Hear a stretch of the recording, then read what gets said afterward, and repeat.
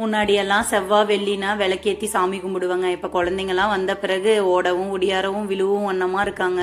நிம்மதியா சாமி கூட கும்பிட முடியலங்க. இன்னைக்கு செவ்வாய்க்கிழமை, சரி விளக்கேத்தி சாமிக்கெல்லாம் கும்பிட்டுலாம் தாங்க கும்பிட்டோம். ஒரு வழியா கும்பிட்டு முடிச்சாச்சுங்க. இன்னைக்கு நைட்டு எங்க வீட்டில் கருப்பு கவுனி தோசையும் கொத்தமல்லி சட்னி தாங்க பிளான் பண்ணியிருந்தாங்க. ஸோ அதுதாங்க எல்லாம் ரெடி பண்ணிட்டு இருந்தாங்க. அது ரொம்ப ஈஸியான ப்ரொசீஜர் தாங்க. எண்ணெய் ஊற்றி சீரகம் மிளகு போட்டு நல்லா வணக்கி விட்டுட்டு வெங்காயம் தக்காளி பூண்டு இதெல்லாம் போட்டுட்டு வரமிளகா போட்டுக்கோங்க. அதுக்கப்புறம் இலையை க்ளீன் பண்ணி வச்சுட்டு அதை நல்லா வாஷ் பண்ணி ஆட் பண்ணிக்கோங்க. ஃபைனலாக நல்லா அதை வதக்கி முடித்தோடனே தேங்காய் பூ போட்டு இறக்கிடலாங்க. அவ்வளோதாங்க. அரைச்சி சட்னி தாளிச்சா சட்னி ரெடி ஆயிடுங்க. கருப்பு கவுனி அரிசியில ஆன்டி ஆக்சிடென்ட், ஃபைபரு, அயனு இந்த மாதிரி ஏகப்பட்ட ஸ்ட்ரென்த் இருக்குதுங்க. அந்த காலத்திலாம் சிறுதானியம் நிறைய சேர்த்து சாப்பிட்டதுனால தாங்க இன்னும் ஸ்ட்ரென்த்தா இருக்கிறாங்க. வரகு, சாமை, தெனை இந்த மாதிரி அரிசியெல்லாம் நீங்களும் உங்க சாப்பாட்டுல இதெல்லாம் சேர்த்துக்கிட்டு வாங்க. இந்த கருப்பு கவுனி அரிசியை இட்லியாவும் செய்யலாம், தோசையாவும் செய்யலாம், நல்லா இருக்கும்.